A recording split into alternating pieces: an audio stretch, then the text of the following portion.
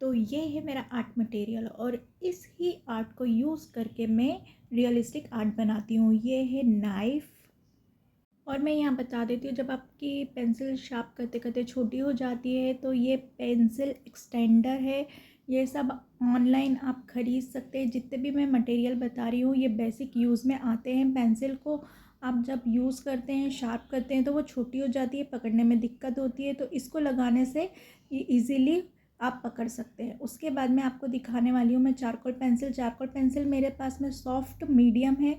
Red वाली मतलब hard वाली मेरे पास में बहुत कम यूज़ होती है। ये मेरे पास में स्टेडलर की pencil Staedtler pencil Mars Lumograph pencil है और मेरे पास में काफ़ी यूज़ होती है। तो अभी सिर्फ 3 ही पेंसिल है। उसके बाद में स्टेडलर की ग्रेफाइट पेंसिल है।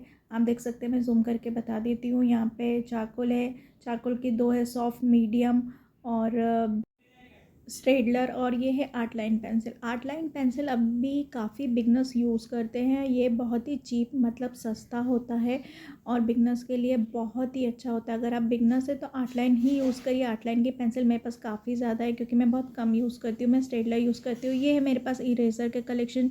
मैं आपको बताती हूँ, एक किनेडेबल इरेज़र है। ये डस्ट को रिमूव करने के लिए काम आता है। अगर आप ड्रॉ कर रहे हैं उसके बाद में यूज़ करेंगे तो डस्ट रिमूव हो जाएगा। ये मेरी आप पुरानी वीडियो में देख सकते हैं। यहाँ पे मेरे पास में नॉर्मल शार्पनर है और सिर्फ एक ही शार्पनर है मेरे पास। यही टाइप के शार्पनर यूज़ करती हूँ। ये मेरे पास इलेक्ट्रॉनिक इरेज़र है। ये ब्रूस्टो कंपनी का है और इस इरेज़र का यूज़ काफ़ी ज़्यादा होता है। तो अगर आप ये ख़रीद सकते हैं तो बिल्कुल ख़रीदिए। और इस इरेज़र के साथ में आपको काफ़ी इरेज़र मिल जाएगी। रिप्लेसमेंट इरेज़र बोलते हैं इस इरेज़र के साथ में। ये छोटी छोटी इरेज़र्स इसके प्लेसमेंट इरेज़र बोलते हैं और रिफ़िल भी बोल सकते हैं, इरेज़र रिफ़िल। तो यहाँ पे मोटी रिफ़िल भी है और छोटी बारीक भी है डिटेलिंग देने के लिए।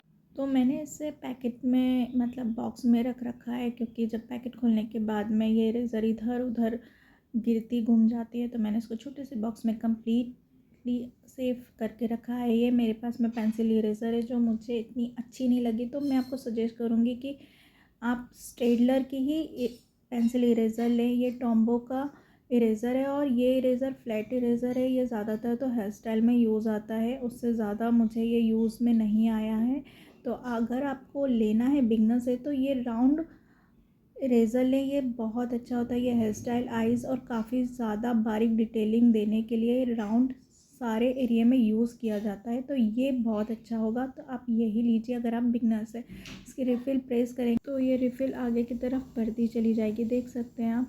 उसके बाद में मेरे पास में यहाँ पे जेल पेन सजेस्ट करूँगी कि ये जेल पेन आप ना ही ले तो ज़्यादा अच्छा है क्योंकि ये जेल पेन मुझे यूज़ करते करते कब बंद होने की ज़्यादा दिक्कत होती है। अभी मैंने रिसेंटली मंगवाया यूनिबॉल का जेल पेन और वो काफ़ी अच्छा है। आप इसे कितनी भी बार यूज़ करेंगे तो बार बार रुकने की प्रॉब्लम नहीं होती है। ये जेल पेन मैंने सेट में मंगवाया था 0.5, 8 और 10। तो उसके बाद में मैंने अभी रिसेंटली यूनिबॉल का जेल पेन मंगवाया है। और अगर आप बिगनर्स हैं या एक अच्छे आर्टिस्ट तो आप यूनिबॉल का जेल पेन ज़रूर मंगवाएं। वो ज़्यादा अच्छा है और रिजनेबल भी है बिगनर्स और आर्टिस्ट दोनों के लिए। तो मैं आपको पास करके दिखा देती हूँ कि ये कुछ इस तरीके से दिखता है। नॉर्मल जेल पेन से थोड़ा सा अलग यूनिबॉल का जेल पेन और ये बहुत अच्छा होता है यूनिबॉल का। उसके बाद में मेरे पास है मैकेनिकल इरेज़र। 3 मैकेनिकल पेंसिल है, 0.9 की है और ये मेरी बहुत कम यूज़ में आती है। यहाँ पे सकूरा है 0.3। ये सिर्फ आउटलाइनिंग देने के लिए ही मैं यूज़ करती हूँ। उसके बाद में है मेरे पास में 0.5। ये भी मैं बहुत कम यूज़ करती हूँ। मैकेनिकल पेंसिल यूजुअली मैं बहुत कम यूज़ करती हूँ। ज़्यादातर तो स्टेडलर पेंसिल और कैमलिन की चारकोल पेंसिल ही मैं यूज़ करती हूँ। यहाँ पे मेरे पास में मैकेनिक पेंसिल की रिफ़िल है 0.59 और HB की। उसके बाद में यहाँ पर आता है पेपर स्टम्प।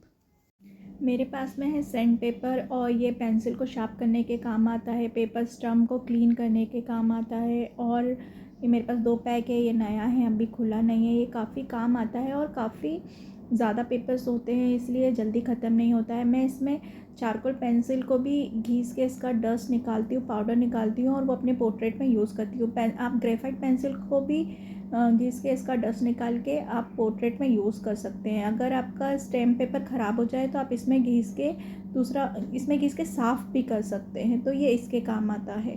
तो फ्रेंड्स, उसके बाद में मैं आपको दिखाने वाली हूँ, काफ़ी लोगों के डाउट्स होते हैं कि आप ब्रश कौन सा यूज़ करते हो।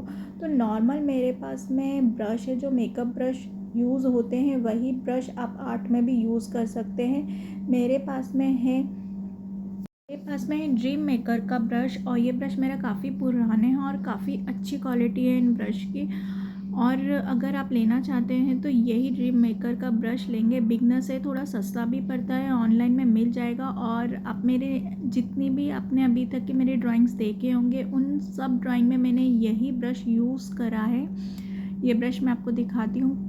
इतने सारे ब्रश आते हैं, और ये जो बड़ा ब्रश आप देख रहे हैं, ये सब मैं डस्ट रिमूव करने के लिए यूज़ करती हूँ। जब पूरा पोर्ट्रेट आप बना लेते हैं, थोड़ा बहुत डस्ट रह जाता है, तो ये फ़ैन ब्रश उसमें काम आता है। और ब्रश की मैं आपको अभी क्वालिटी दिखाती हूँ। तो देखिए इस ब्रश के हेयर कितने सॉफ्ट हैं, और इससे ब्लेंडिंग करना बहुत ही ईजी होता है। अगर आप बिगनर्स हैं तो यही सब छोटे छोटे मटेरियल यूज़ करके आप बहुत अच्छे पोर्ट्रेट बना सकते हैं। मेरे पास में काफ़ी मटेरियल्स है, लेकिन यही मटेरियल यूज़ करके मैं रियलिस्टिक पोर्ट्रेट बनाती हूँ। अभी तक की आपने जितने भी मेरी ड्राइंग्स देखी होगी, वो सब इन्हीं मटेरियल को यूज़ करके ही मैंने ड्राइंग बनाई है। तो आप बिगनर्स हैं तो यही मटेरियल में आपका बहुत आसानी से काम हो जाएगा। देखिए कितने सॉफ्ट इसके हेयर हैं, और मुझे इसको यूज़ करने में बड़ा मज़ा आता है। तो फ्रेंड्स, अगर मेरा वीडियो पसंद आया तो लाइक एंड सब्सक्राइब करना मत भूलिएगा। इसी तरीके से मेरे चैनल पे बने रहिएगा। मैं आप जैसे बिगनर्स की हेल्प करने की कोशिश करूँगी। तो ये रहा मेरा आर्ट मटेरियल का final look. Thank you so much. अगर आप भी एक अच्छे आर्टिस्ट बनना चाहते हैं तो कुछ मटेरियल से ही आप बहुत अच्छे आर्टिस्ट बन सकते हैं। बहुत ज़्यादा एक्सपेंसिव मटेरियल लेने की ज़रूरत नहीं है। कैमलिन के पेंसिल और ग्रेफाइट पेंसिल यही यूज़ करके आप बहुत सुंदर आर्ट बना सकते हैं। मेरे आर्ट अगर आपने देखे हैं तो आप बिल्कुल ये मटेरियल लीजिए। अगर आपको कोई कन्फ्यूज़न है तो मेरी लास्ट वीडियो देख के आप कन्फ्यूज़न क्लियर कर सकते हैं कि इस मटेरियल को यूज़ करके रियलिस्टिक पोर्ट्रेट कैसे बनाया जा सकता है। मेरे चैनल पे बने रहने के लिए थैंक यू सो मच।